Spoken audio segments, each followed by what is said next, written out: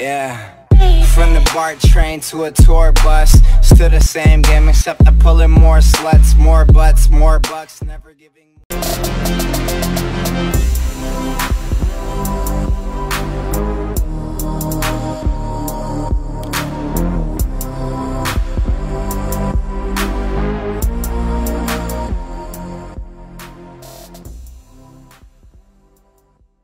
Hey, what is up guys? Tyler here with Secure Team. Well, we have a bit of breaking news and it's actually pretty exciting. Now, we've all watched the science fiction films where we send people out into space over long periods of time, years. And this has always been a major obstacle, one of many that I will go to here in just a second. But one of the very first obstacles when taking on the idea of long-distance space travel is that of how we are going to put ourselves, or humans in general, into a hibernation state during what could turn out to be a 5-year mission, a 20-year mission, hell, even 1,000 years. So that's one of the big obstacles, and a new company is making headlines and have said that they believe that they have not only unlocked the secret of long-distance space travel, but that they will actually have a working stasis chamber to be used for space travel by 2018. So the company is called SpaceWorks. And through a process that is traditionally used to treat cardiac arrest or traumatic brain injury, is now showing promise as a possible method to enable long-term space travel through hibernation. Behind this effort, according to a new digitaltrends.com article, is John A. Bradford, who is the president of SpaceWorks, and making this a reality is actually much closer than we all think. So, doctors refer to this strategy as something called therapeutic hypothermia, where essentially the body is cooled down to a temperature between 32 and 34 degrees Celsius, the normal body temperature being 37 degrees Celsius or 98.6 degrees Fahrenheit.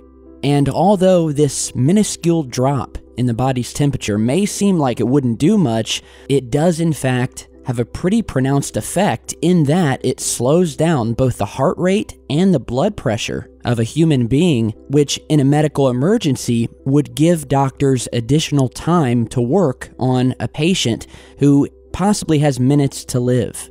Usually, the patient can be put into stasis, as it's called, for about 2 to 4 days in some cases, although the technique has worked for as long as 2 weeks without any measurable harm.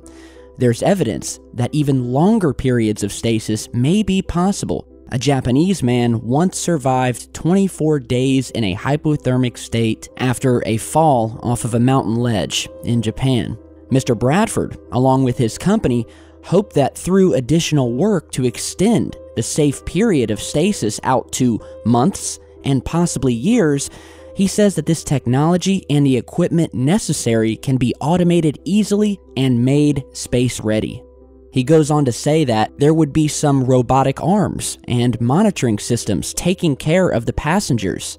They would have these small transnasal tubes used for cooling and some warning systems as well to bring them back to life and out of the stasis. So it would seem that they've pretty much got this stasis situation figured out. However, there is an entire laundry list of other issues relating to long-term space travel that have not. One of the biggest of those is the long-term effects of low gravity, which can lead to an entire host of medical issues. So Bradford, along with his team, are working on methods to keep the crew members exercising during stasis, one potential solution being electrical stimulation, which is actually already being used in physical therapy today. So, as I said, this is very promising, and while we may have the issue of figuring out how to put people in hibernation while in space, there are actually 11 more extremely great challenges that have so far hindered us, at least publicly, from exploring space and being in a spacecraft for any extended period of time. And I'll just quickly go through some of these here. Now, the first of which is obviously gravity, and just leaving Earth in general. For instance, it cost nearly $200 million just to launch the Mars Curiosity rover. Now add a crew to that and everything a crew needs to survive, and you're talking about a massive payload which would cost much more, you would need more fuel, and so on. Another problem is that our ships, or the craft, again, that we know about, are way too slow. And while hurtling through space is easy, finding an engine to propel us to a speed fast enough, well, that's the real problem. Chemical propellants, of course, are great for the initial push, but that usually burns up within a matter of minutes. And after that, you'd be lucky to reach another planet in our solar system, we'll say Jupiter for instance, in a matter of about maybe 7 or 8 years. So, of course, propulsion needs to take a radical turn for us to be able to actually reach anywhere that we're looking to get. Another big hurdle is the fact that space is filled with a ton of debris, and it's a literal minefield. And we're not just talking about space rocks, we're talking about debris that we've put out there from satellites, spent fuel tanks, and everything that we've left from past missions. The U.S. Space Surveillance Network has its eye on about 17,000 objects, each the size of at least a softball, hurtling around the Earth at speeds of around 17,000 miles per hour. And if you count in the smaller pieces, that comes closer to about 500,000 objects currently orbiting the Earth that we know about. So, of course, just to make it out of the solar system, we would need some sort of shield to deflect the millions of rogue space objects that could potentially wipe the entire ship out. Another massive problem is the fact that space does not have any GPS. Something called the Deep Space Network, which is a collection of antenna arrays in California, Australia, and Spain, is the only navigational tool that we have for space. Everything from student project satellites to probes, all of these depend on the Deep Space Network to stay oriented. And to do this, they measure how long it takes for a signal to get from the network to the spacecraft and back, and that is how they determine the craft's position and location. Not to mention the fact that the further a craft gets away from Earth, the less reliable this method becomes. And of course, we know that zero gravity basically turns your body into mush. It causes certain immune cells to be unable to do their jobs. Red blood cells start to explode. You get kidney stones. It puts stress on your heart. And really, once a human leaves the protective cocoon, if you want to call it that, of Earth's atmosphere, you begin to be bombarded with subatomic particles that are blasting through space close to the speed of light, and this space radiation also begins to cook you, and your body becomes a potential host for a number of cancers. And unfortunately, when you're up in a spacecraft and these particles begin to knock into the atoms of the aluminum that make it up, well, their nuclei start to blow up, emitting even more super-fast particles, which is called secondary radiation.